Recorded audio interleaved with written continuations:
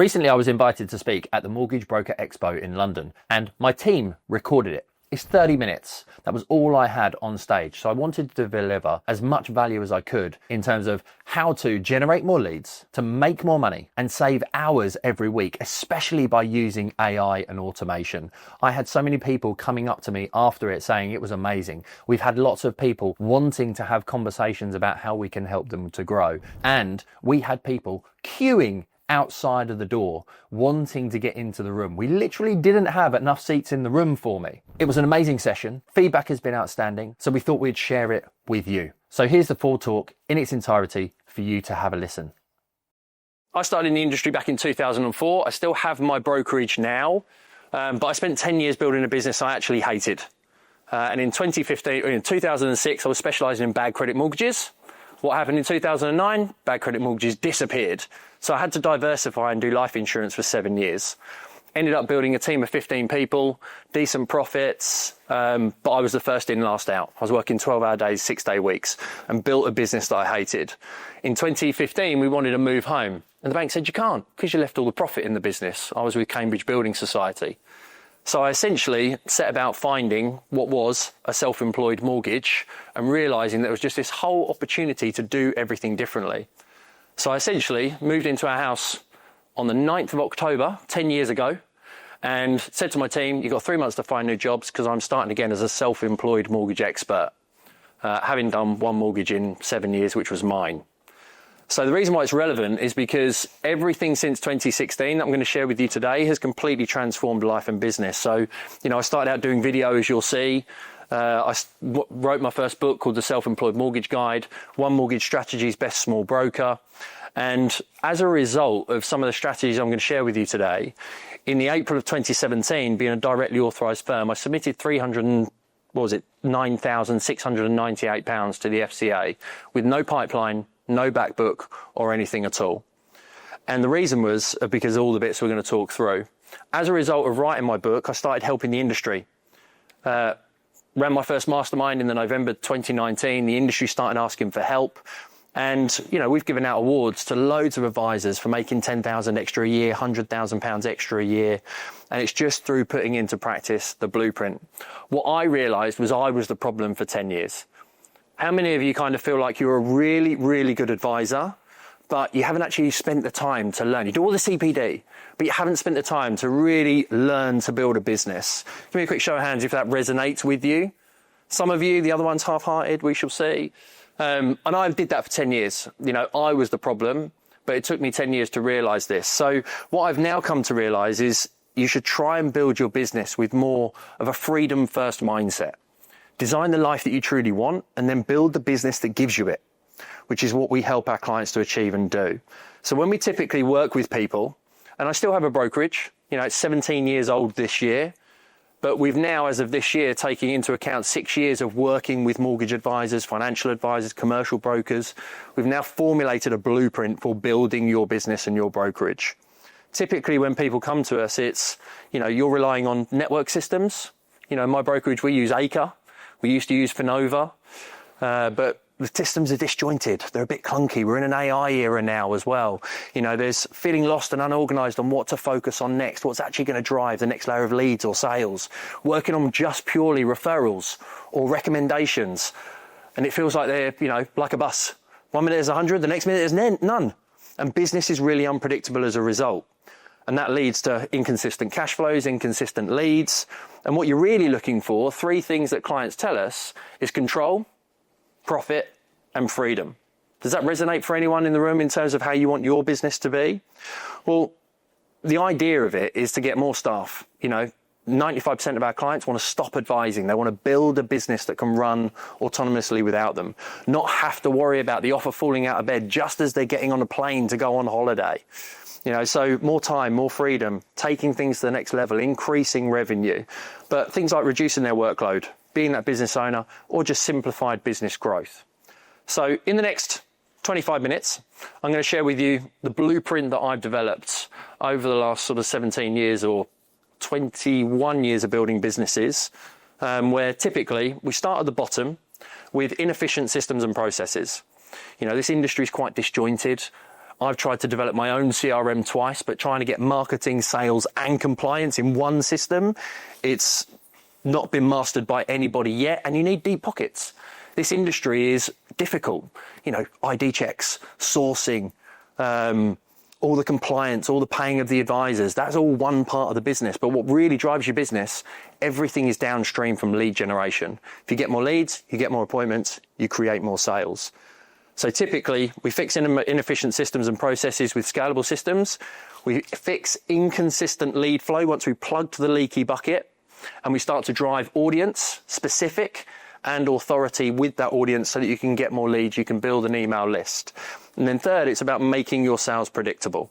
So you predictably know every week you're going to come into a set number of appointments each individual week.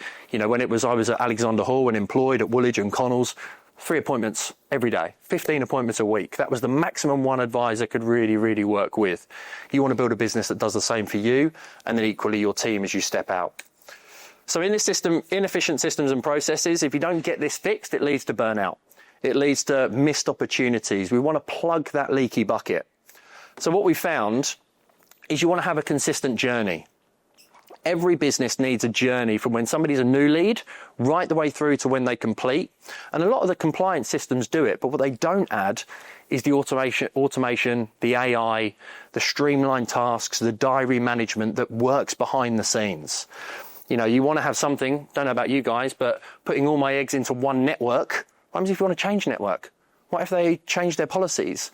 You know, you want to have something that is movable with your business that you control, that's an asset to your business, not everything in the network's pocket. You know, I've been directly authorized since 2008. So having something alongside this alongside Acre really helps us to nurture and streamline the leads and the clients. Behind that as well, you know, you have a visual journey of where they're actually going. You can see the steps that people are going through. You can see the value of those opportunities that are in there. And then you build this type of stuff, which is a workflow. You know, every step in our customer journey, as you'll see on the far left where it says stage name, has a workflow behind it to remove repetitive tasks, to streamline communications, to nurture relationships. You know, no longer are we phoning people when the AIP's been done saying, you know, how are you getting on with your property search? AI is built into the automation that each couple of weeks it just customizes it and revamps it and tweaks it based on how they reply to the WhatsApp, how they reply to the SMS. And this just all maintains a professional relationship that feels personalized without it feeling like AI and so robotic. You know, you can equally build in loads of things. We've got, as an example, AI communication via the website. You've also got things like being able to have AI call answering. I used to pay £200 a month for an outsourced telephone team to answer the phones. No longer does that happen because we're all used to these pieces of tech now that just make your life that little bit easier. And all of the conversations are contained in one simple place. So no longer are you trying to run a business with 10 different pieces of technology. You have 2. That's all my brokerage has had for over 2 years now. One that manages marketing and sales, and the other that manages compliance and deals with all the payments of advisors and commissions and everything else. And those scalable systems are what give you capacity, make it easy to recruit team, because if you've got good tech, you can delegate without fear. You know, you don't have to worry about your client service being maintained when you've got something that is holding everybody in one place. Does that make sense? Yeah? So scalable systems are key. It's about your team, it's about adding contacts, it's about that being the forefront before we leverage compliance. If you take just one simple example, Ben I've worked with for 12 months. I've got a podcast interview coming out with him in a couple of weeks. But when we were working with him, he was purely relying on new homes. You know, purely working with new home developers. He hadn't been on his honeymoon. He hadn't been out with his child. We've completely revamped the way in which his business works, leveraging social media, producing content, systemizing absolutely everything. That now he finishes at 3 o'clock to pick his daughter up from school. And he's built his team to give him more time so that he can focus on the marketing, the sales, the biggest piece that drives your business forward. Second thing is the inconsistent lead flow. How many of you feel like you've got low quality leads and you want more leads? Give me a hand if you actually want more leads into your business. So we want to fix that leaky bucket first. That's the big thing. You don't want to be putting more inquiries into something that is just not following up, not nurturing. You want to make sure you're maximizing each of the lead opportunities that you have.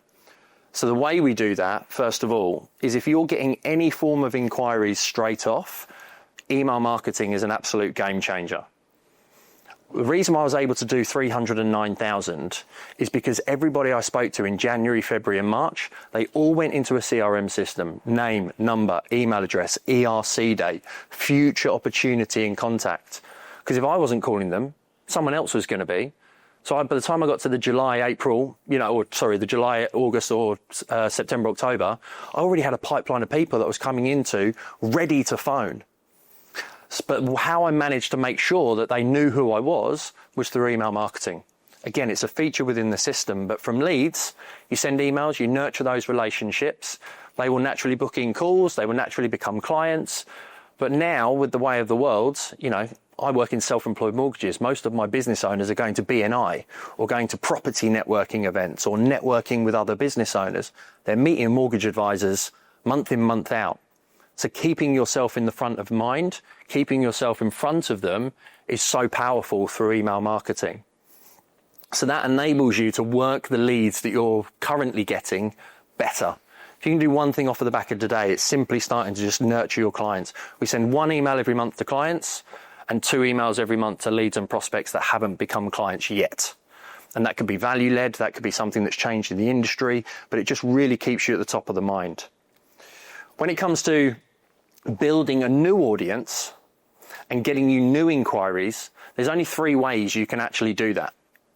The first one is free and organic. Every single one of you can do it. You can build an audience.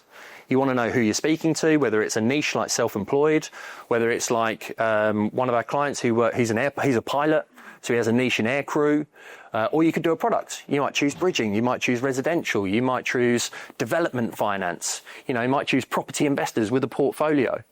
We even got a lady who went through a divorce herself, and she now helps other ladies to basically get the financial advice or mortgage advice that they need when they're going through divorce. Her story resonates powerfully with them. She has authority having been through that situation, and people just want to work with her all the time.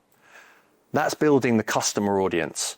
But guess what? The lady who's working with divorce, she works with loads of divorce lawyers because she borrows their audience. By producing that content around that topic, she attracts partners, introducers, businesses that want to give them their clients. So she borrows other people's audiences. My advice to everybody would be to focus on these 2. Build it and borrow it first. Content marketing, social media, SEO, all of these things will build authority and build you a business. And as you start to make those working, if you really want to scale, then you can start to buy an audience. For 10 years, from 2006 until 2015, I bought life insurance leads. And I was spending £20,000 a month on low quality life insurance leads. 50% of them never even answered the phone. They then got competitive because more mortgage advisors came out of that space, and it became a commission sacrificing entity, which is why I ended up hating the business. So if you want to buy leads, I'd recommend you have the system set first. Because if someone's shopping online in Google, you're going to find that as soon as that inquiry is submitted, you want to have a calendar booking straight away in front of them. You want to have an SMS or a WhatsApp that goes out straight away to pull them out of that market. So systems are fundamentally key, and you don't want to be the bottleneck in that either. If you're going to buy a market, then you want to be making sure you've got some advisors around you as well to be the first one that's in there. The reason why is because of this scenario. Across multiple different industries, not just financial services, out of every 100 leads that you realistically get, 50% of them will never choose to buy from you. 50% of this room probably don't even like me right now. The message isn't necessarily resonating. You can't control that. All of us could do the same video online, but we'll all talk differently. We use different languages. We all look different. So we all appeal to different people. That's fine. That's okay. What that then leaves us with is another 50%. And out of that 50%, you'll find that 85% of you will buy in the next 90 days to 2 years. This is where the true power is. When I started again in 2016, doing social media, doing the video in the June, doing 30 lives on Facebook for 30 days, starting to leverage Instagram and LinkedIn and these other channels, all that happened was I fell on this topic because I was actually focusing on the future buyers at the top of the funnel. and they were naturally just nurturing a relationship with me, unbeknown to me, because I was just building like you would at a networking event. You wouldn't go to a networking event and expect to get a lead on the first time you go. It might be the 10th, might be the 15th, might be 2 years. You're nurturing relationships. If you do networking really, really well, you will do social media and online really, really well, because it's exactly the same process. Just at a networking event, you might see 30 people. Online, your video might get 100 views. So it's just working out the right structure and strategy for you. And naturally, those future buyers will become now buyers. The reason why buying leads is so expensive is because everybody wants the now buyers. You know, we're all impatient. We all need the money now. But as soon as you start capturing those future buyers, you can then begin to nurture those relationships, and you will become the logical choice. You will build that authority, and they will naturally use you. So a quick hack for you all, if you want to write it down or take a note of, in your content or in your marketing as much as possible, talk specifically about client problems. The more problems you talk to, that is the future buyer. If you talk about problems, naturally they will begin to find you resonating with solutions. If you're the one who's able to provide the solution, they will want to use you quicker than anybody else. And there's a way in which you can position that solution that I'll share with you next. So audience and authority is all about building brand. It's about attracting the right people, and it's about becoming known and equally in demand. I would much prefer attraction-based marketing where my business pulls people in rather than, buying leads or trying to do push marketing where you're trying to convert really, really harshly. Again, one quick example, Simona, she worked with a Lithuanian audience, had no brand at all in the UK in terms of who she was working with. She is Lithuanian. She now actually lives in Spain. But within 3 months of working with us, we started working on a social media plan, converting her content from Lithuanian, doing it again in English. She's built a whole new different market in that space and has really grown her business now in the space of 8 or 9 months to £47,000 a month written business, and is now at a team of 5 or 6 just by following these simple things. She had a business. She nurtured those leads better. She converted them better. She email marketed, and that naturally started to grow the business from there. Final piece, the unpredictable sales part. This is really about improving your conversions, but also looking at ways in which you can build that list to turn your audience into appointments. From a client perspective, the 3 biggest things that I see, having built an insurance brokerage over the course of 7 years, is just not necessarily converting consistently or maximizing the opportunities of every client. You really want to be following up at least 5 times, if not more, with people. Again, if they've made an inquiry with you, some of the people I work with will be like, yeah, but if they want to use me, they'll come back to me.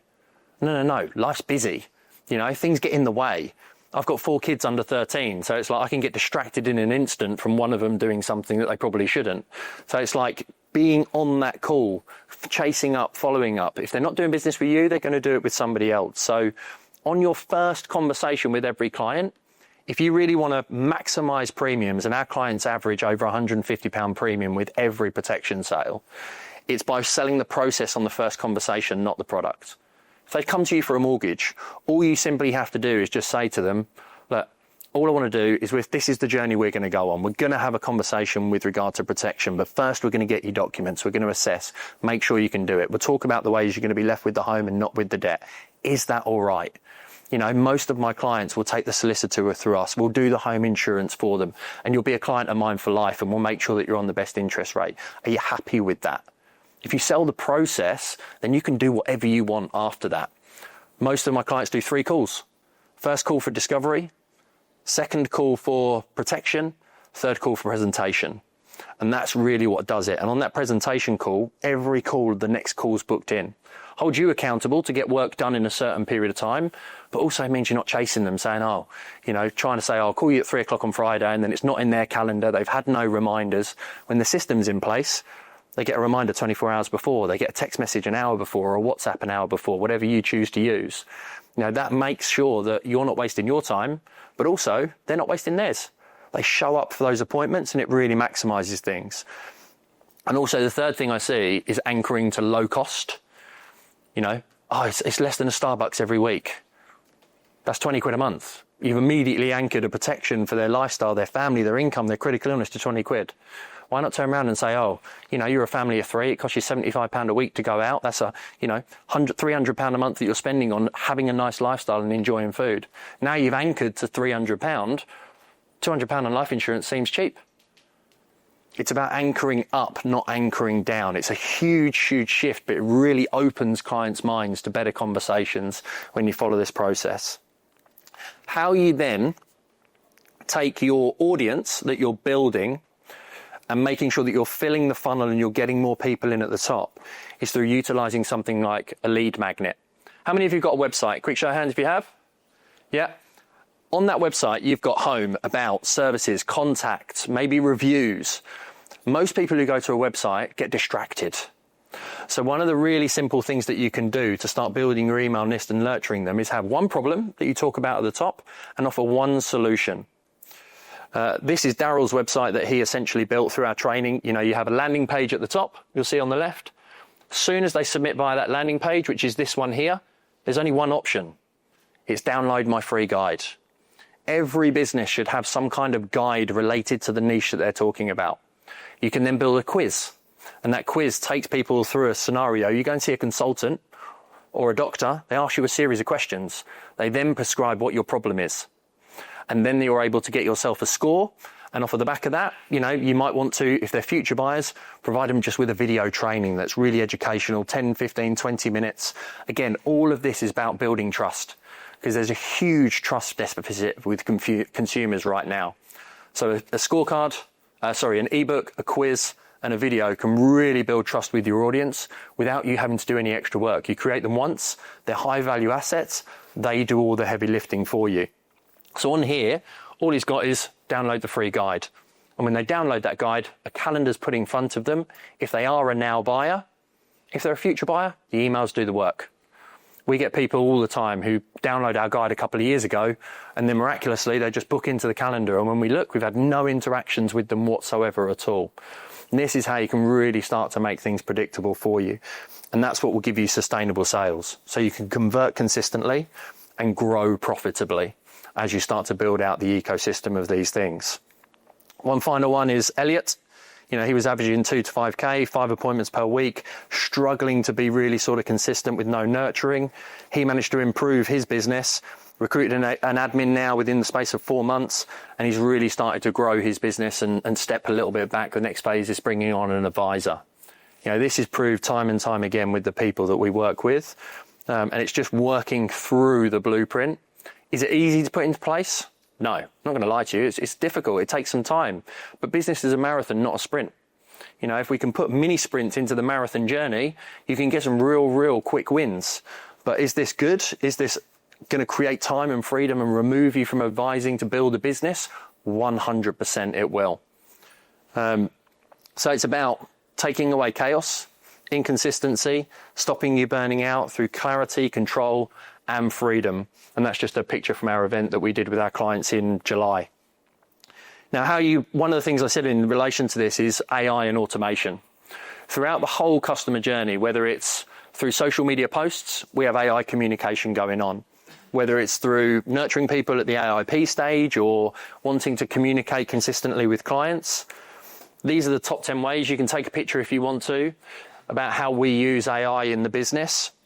So as an example, you've got things like document assessment. You can upload the documents into AI. It will then give you an indication as to how, that has performed against the standards that have been set from compliance. So it can tell you how many things on the bank statements, whether the pay slips and the bank statements match, whether the names and addresses across everything can match, whether there are any payments over £300 or £500 or £1,000 set. We teach our clients how to build this for themselves. You can have it through the need nurture. So when somebody answers a reply, the AI can respond. It can do FAQs. Again, all built in. Lead conversion, web chat, call answering. They're 2 key things that we've got. Follow up after the AIP, social media content. I would always recommend never just copy anything from any of the AI tools, ChatGPT or Gemini or any of the others. It'll put hypergens in there. It'll give you terminology that we know is AI driven. Utilize the 10-80-10 rule with AI.